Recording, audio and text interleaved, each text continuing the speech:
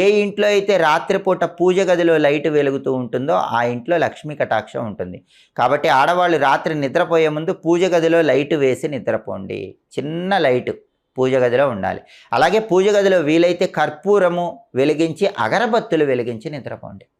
పూజ గదిలో అగరబత్తులు వెలిగించి నిద్రపోవటం ద్వారా కూడా ఆడవాళ్ళకి లక్ష్మీ కటాక్షం కలుగుతుంది. నిద్రపోయే ముందు ఆడవాళ్ళు రోజు ఓం శ్రీం నమః, ఓం శ్రీం నమః, ఓం శ్రీం నమః ఈ మంత్రాన్ని 3 సార్లు చదువుకొని నిద్రపోండి.